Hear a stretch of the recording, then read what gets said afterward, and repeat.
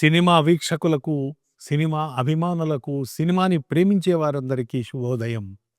'అఖండ తాండవం' సినిమా నిన్నటి రాత్రి 9 గంటల ఆటతో ప్రపంచవ్యాప్తంగా తెలుగువారుండే ప్రాంతాల్లోనే కాకుండా కన్నడ, తమిళ, మలయాళ, హిందీ భాషల్లో కూడా విడుదల చేశారు.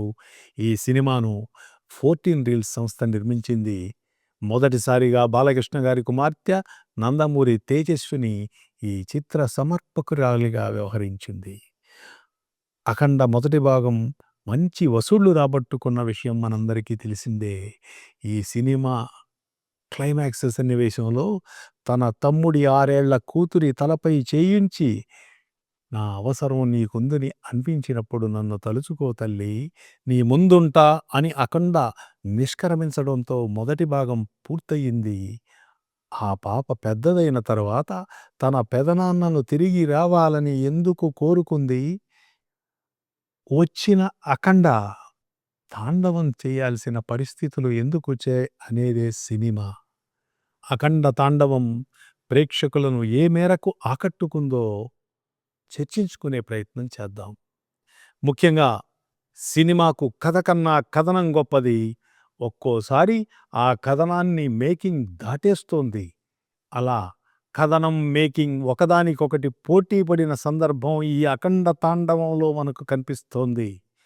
మన సినిమాలను 1000 కోట్లు ఖర్చు పెట్టి నిర్మించాల్సిన అవసరం ఉందా అని అప్పుడప్పుడు సినిమా ప్రేక్షకులెవరికైనా అనిపిస్తుంటుంది.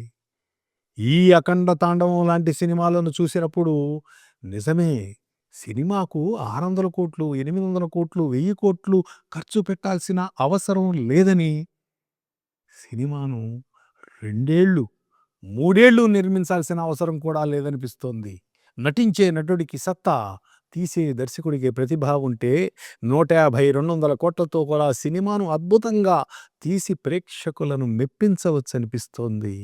'అఖండ తాండవం' సినిమాను దర్శకుడు నడిపిన తీరు బావుంది. కొన్ని సన్నివేశాలను చిత్రీకరించిన తీరు అద్భుతంగా ఉంది. నటించే నటుడిలో సత్తా లేకుంటే ఇలాంటి సన్నివేశాలే ఒక్కోసారి పేలవంగా ఉంటాయి.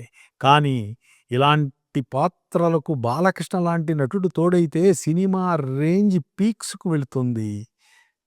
మరే హీరోను కూడా ఇలాంటి సినిమాల్లో ఊహించుకోలేం.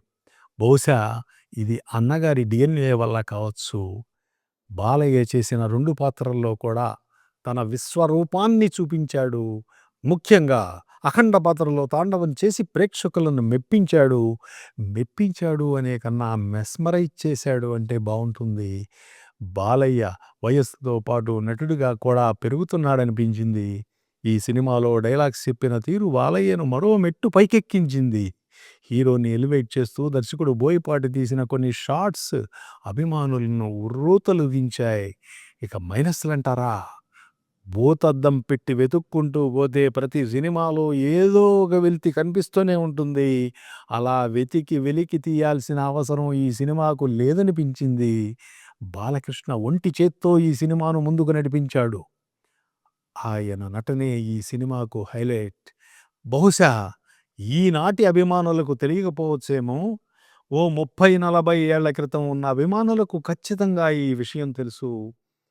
కృష్ణ గారు నటించిన 'అగ్నిపర్వతం' సినిమాలో ఇదే రగులుతున్న అగ్నిపర్వతం అనే సాంగుకు ముందుగా వచ్చే సన్నివేశాలు, ఆ పాట 'అగ్నిపర్వతం' చిత్రాన్ని అఖండ విజయం దిశగా తీసుకెళ్ళింది.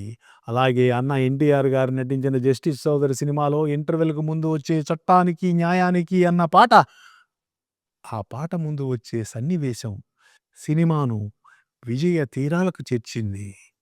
అంతేకాదు, 'కొండవీటి సింహంలో' 'మా ఇంటిలోన మహాలక్ష్మి నీవే' అన్న ట్రాజెడీ సాంగ్, దానికి సంబంధించిన సన్నివేశాలు సినిమాను సూపర్ డూపర్ హిట్‌గా తీసుకువెళ్ళాయి. అంతెందుకు, 'బొబ్బిలిపులి' సినిమాలోని క్లైమాక్స్‌లో వచ్చే కోర్టు సన్నివేశం సినిమాను బంపర్ హిట్ కొట్టించింది. ఇదే కోవలో చెప్పాల్సి వస్తే 'అఖండ తాండవంలో' ఇలాంటి సన్నివేశాల పరంపర వరదలా కొనసాగింది. దేశభక్తి, దైవభక్తి కలగలిపిన సన్నివేశాల సమాహారం ఈ 'అఖండ తాండవం'. ఈ చిత్రంలో వీఎఫ్ఎక్స్ వర్క్ బావుంది. అలాగే సంగీత దర్శకుడు తమన్ గురించి చెప్పేదేముంటుంది చెప్పండి. బాలయ్య, బోయపాటి తమన్ల కలయిక మరోసారి హిట్ కొట్టింది. రామ్ ప్రసాద్ సంతోషుల ఫోటోగ్రఫీ అద్భుతంగా ఉంది. ఈ సినిమా నిర్మాణ విలువలు బాగున్నాయి. నిర్మాతలు వెచ్చించిన ధనం స్క్రీన్‌పై కనిపించింది. ఇక మిగతా నటీనటుల విషయానికొస్తే ఆది పినిశెట్టి, హర్షాలి మల్హోత్రా, కబీర్ దుహాన్ సింగ్, సంయుక్త మీనన్, శశ్వత చటర్జీల నటన బావుంది. వారి వారి పాత్రల్లో చక్కగా నటించి మెప్పించారు. ఇలాంటి సినిమాలకు రేటింగ్ ఇవ్వడానికి మనం ఎవరం చెప్పండి. జనం మెచ్చిందే సినిమా, జనానికి నచ్చిందే సినిమా. కానీ ఈ సినిమా గురించి మాత్రం ఒక్క విషయం స్పష్టంగా చెప్పొచ్చు. మీరు ఏదైనా సినిమా చూడాలనుకుంటున్నారా? లేక మీ ఇంటిల్లిపాది వెళ్లి చూడాలనుకుంటున్నారా? అలా అయితే మొదటి చాయిస్‌గా ఈ సినిమాను ఎంచుకోండి. ఓ మంచి సినిమా చూసామన్న తృప్తి మీకు కలుగుతోంది. అభిమానులైతే సినిమాను మళ్ళీ మళ్ళీ చూస్తారు. ముఖ్యంగా అన్నగారి అభిమానులైతే కొన్ని కొన్ని సన్నివేశాల్లో బాలయ్యలో అన్నగారిని చూశామనుకొని ఆనందిస్తారు. ఈ సినిమాను మీరు మీ కుటుంబ సభ్యులతో కలిసి హాయిగా వీక్షించి ఆనందించవచ్చు.